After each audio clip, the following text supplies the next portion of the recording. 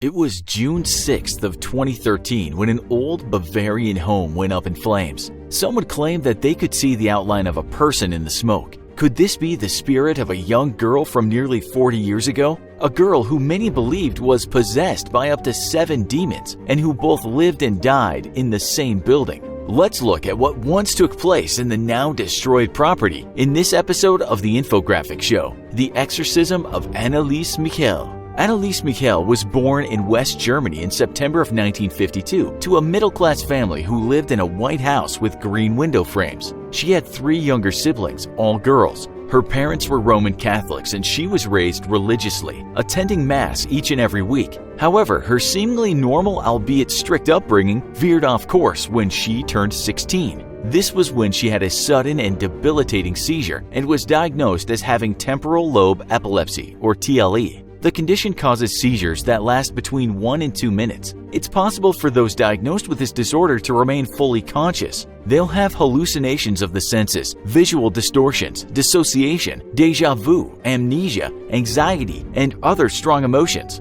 The seizure may end there or progress to an impaired awareness type in which consciousness is affected. This may cause individuals to stare unmoving, move reflexively, or be unable to speak, read, or understand words. They may also feel confused or struggle with communication. This seizure may even spread further to become a generalized type where the whole body will tense up and jerk. After seizing, someone may be disoriented for a span of minutes to days. Clearly, the condition can be life-changing. The good news for Anneliese is that though she had more than one, she still didn't have very many. Though the few she had in combination with other problems were enough to destroy her very well-being. It was June of 1970 when she had her third. At the time, she was a patient in a psychiatric hospital and was given an anticonvulsant medication to help her with her symptoms. However, these didn't seem to work. In fact, her situation became worse. She started to hallucinate and see the faces of demons. Further, she would believe that she was smelling fire or feces that weren't really there, as well as develop paralysis of both arms. Based on this, the doctors added the drug Owlept to her anti-seizure medication. This was typically effective for cases of schizophrenia and other forms of delusions. As many with TLE do, she became depressed. She started to hear voices as well while she was praying.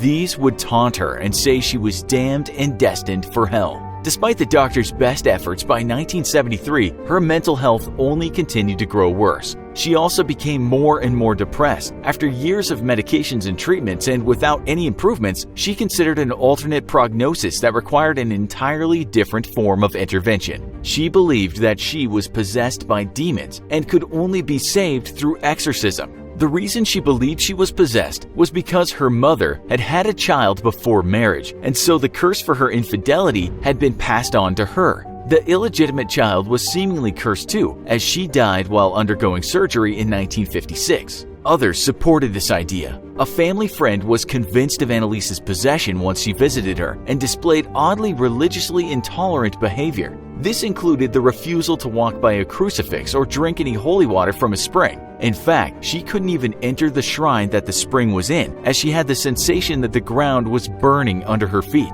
Those praying also looked to her as if they were frantically gnashing their teeth, and the pictures of the Holy Trinity sparkled blindingly. These symptoms convinced many beyond her family that there really was an evil spirit in her. Her parents began to contact priests in hopes of saving her with an exorcism. At first, their requests were met with refusal and the suggestion of seeking only medical forms of treatment. Further, the priests explained that such rites required the bishop's approval. This would only be granted in the case of several specific circumstances. In other words, certain conditions would have to be met that helped determine whether or not an individual was truly possessed before any action could be taken. The Catholic Church's terms for possession was infestation, and some of its documented first signs included feelings of repulsion for religious or supernatural artifacts. Clearly, as far as this, Anneliese fit the bill. However, she was still not given the exorcism that she wanted so badly. Instead, she developed several further unusual behaviors. She began to act violently and bite her family, and also hurt herself.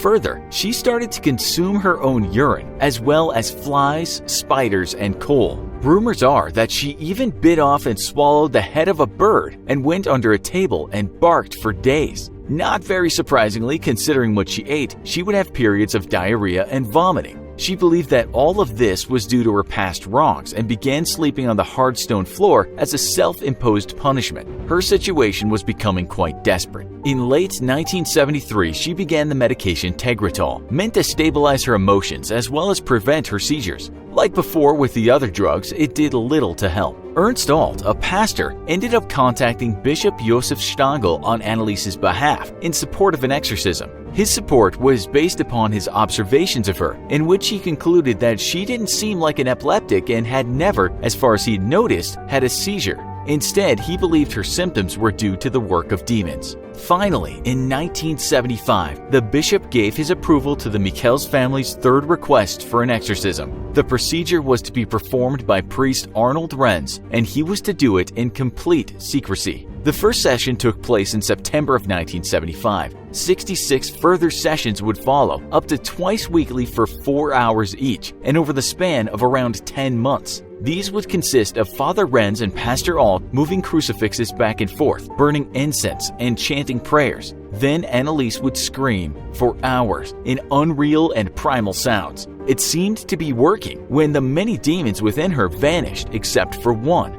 Until the next day, when the rest returned. Somehow, they didn't give up. In fact, Anneliese asked her family to discontinue looking to doctors for medical treatments in favor of relying only on exorcism. They followed her wishes. Eventually, as her treatments went on, Anneliese stopped eating or drinking. She said that the demons would not let her. According to some sources, Anneliese eventually requested the exorcism to end. She claimed that the Virgin Mary had come to her in a vision and asked her to stay possessed to benefit mankind and to become a martyr. She obeyed. Quite eerily, she apparently knew the day she was going to die and accurately predicted it beforehand. She died on the 1st of July, 1976. The official cause of death given was malnutrition and dehydration. It was determined that she had been in a state of starvation for almost a year. In fact, her corpse weighed only 68 pounds or 30 kilograms. Not long before, she had become so weak that she could no longer move on her own, and the motions required for her exorcism had shattered both of her knees. She may also have been suffering from pneumonia.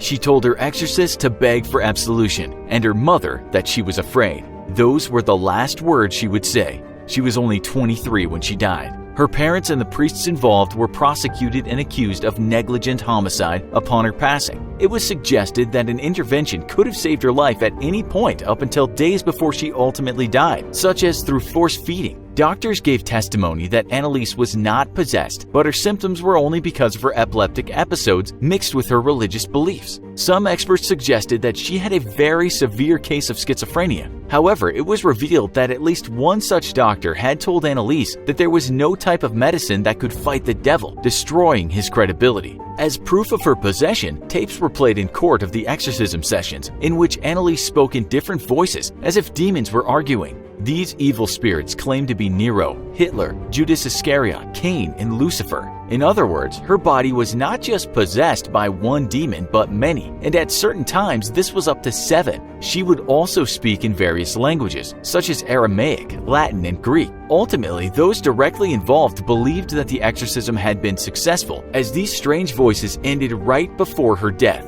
Whether or not this was true, lawyers argued for freedom of religion and against any sentencing. However, the stakes were not as high as they could have been. The state pushed for fining the priests, and the prosecution believed that the parents had suffered enough already. Therefore, no parties faced jail time for what they had done. They were originally convicted of manslaughter due to negligence and given a 6-month jail sentence. However, this was suspended. They ended up with only 3 years probation, which was a greater sentence than the prosecution had asked for, but was far from the worst punishment possible. After it was over, the body of Anneliese was exhumed at the request of her parents. She was then placed in a better coffin. However, that was not the real reason her parents wanted access to her body. It turns out, a nun from Bavaria had a vision and afterwards contacted Anneliese's parents to share it with them. She had supposedly seen their daughter's remains unchanged and perfectly preserved in her coffin. They had hoped that this was actually true and that it would show that she was really possessed and ultimately saved through exorcism.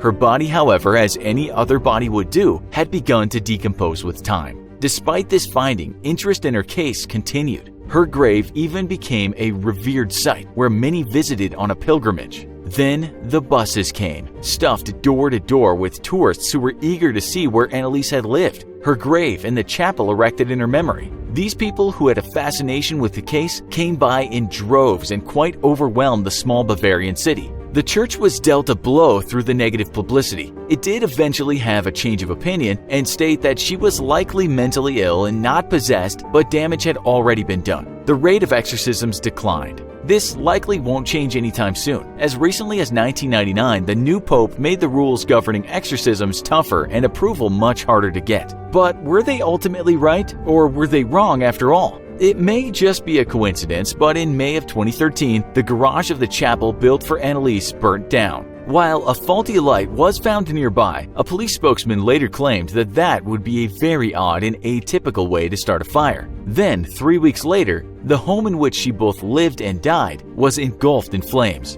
Fortunately, it was empty and had been since her family no longer lived there. Rather unsurprisingly, no one else wanted to move in. While some think demons are to blame, the mayor of the town claimed that it was arson committed by teenagers. If it was the work of children, all we can say is that they picked quite a day to burn down the home. June is the 6th month of the year. That Thursday was the 6th day in the month, and the sum of the digits in the year 2013 give you a 6. That's 3 sixes, or 666, the biblical sign of the devil. Is it just another coincidence, or is it really an indication that what others feared could be true really was all along? What do you think? Let us know in the comments. Also, be sure to check out our other video called True Scary Stories. Try Not to Get Scared Challenge 2019. Thanks for watching, and as always, don't forget to like, share, and subscribe. See you next time.